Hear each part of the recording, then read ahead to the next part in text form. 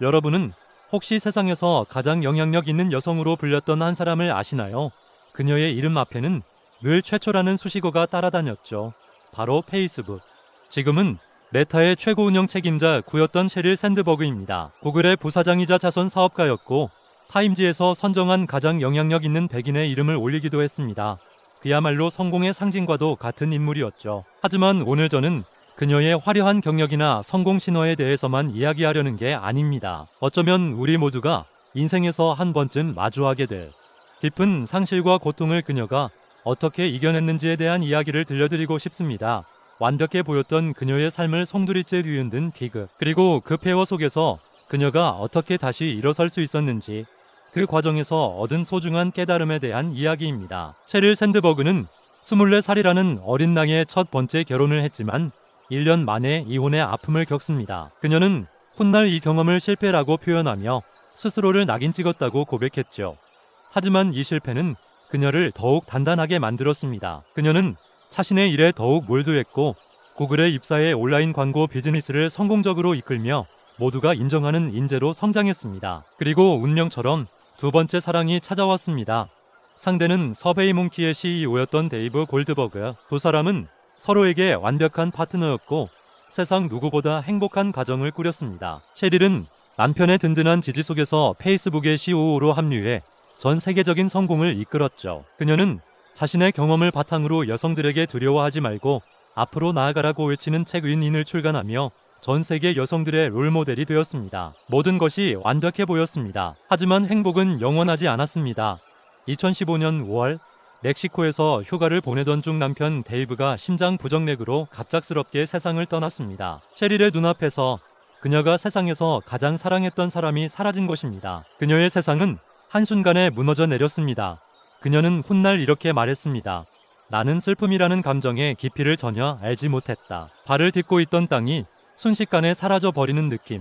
그 끝없는 공허함은 겪어보지 않으면 아무도 모를 것이다. 남편의 장례식장에서 그녀는 자신을 위로하는 친구에게 이렇게 말했다고 합니다. 걱정하지 마. 앞으로 다시는 행복해질 수 없을 테니. 이보다 더 나빠질 일은 없어. 슬픔은 그녀를 완전히 집어삼켰습니다. 매일 밤 아이들을 끌어안고 울었고 일에 집중할 수도 없었죠.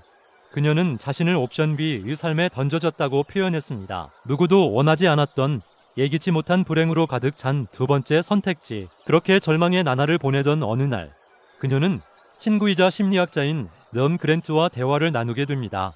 애덤은 그녀에게 회복탄력성이라는 개념에 대해 이야기해 주었습니다. 회복탄력성이란 역경과 시련을 딛고 다시 튀어오르는 마음의 근력을 의미합니다. 애덤은 회복탄력성을 가로막는 세 가지 생각의 덫이 있다고 말했습니다. 첫째, 개인화입니다. 이 모든 게 내 탓이야 라고 생각하는 것이죠. 셰릴 역시 남편의 죽음이 마치 자신의 잘못인 것처럼 자책하고 있었습니다. 하지만 애덤은 단호하게 말했습니다. 이건 당신 탓이 아니야. 둘째는 침투성입니다. 하나의 불행이 삶의 모든 영역을 지배할 것이라고 믿는 것입니다. 남편을 잃었으니 이제 내 인생의 모든 것이 엉망이 될 것이라고 생각하는 것처럼 말이죠. 마지막 셋째는 영속성입니다. 지금의 고통이 영원히 계속될 것이라고 믿는 것입니다. 셰릴이 다시는 행복해질 수 없을 거야 라고 말했던 것처럼 말이죠. 애덤의 조언은 셰릴에게 새로운 관점을 제시해 주었습니다. 그녀는 자신의 고통을 객관적으로 바라보기 시작했습니다. 그리고 절망 속에서도 아주 작은 기쁨을 찾아내는 연습을 시작했습니다. 매일 밤 잠들기 전 그날 있었던 감사한 일 3가지를 노트에 적는 것이었죠. 처음에는 억지로 쥐어짜내는 수준이었지만 시간이 지나면서 점차 진심으로 감사한 일들을 발견하게 되었습니다. 아이들의 웃음소리, 친구의 따뜻한 위로, 저녁 노을의 아름다움 같은 것들 말입니다. 그녀는 또한 자신의 슬픔을 숨기지 않았습니다. 직장에 복귀한 첫날, 그녀는 동료들 앞에서 자신의 솔직한 심정을 털어놓았습니다. 여러분 중 누군가 저에게 오늘 기분 어때요? 라고 묻는다면 저는 솔직하게 대답하지 못할 수도 있어요. 하지만 오늘은 어떻게 지내고 있어요? 라고 물어봐 주신다면 아마 더 솔직하게 이야기할 수 있을 것 같아요. 그녀의 용기 있는 고백은 오히려 동료들에게 깊은 울림을 주었고 그들은 셰릴을 더욱 진심으로 지지하고 응원하게 되었습니다. 셰릴 샌드버그는 자신의 경험을 통해 깨달았습니다.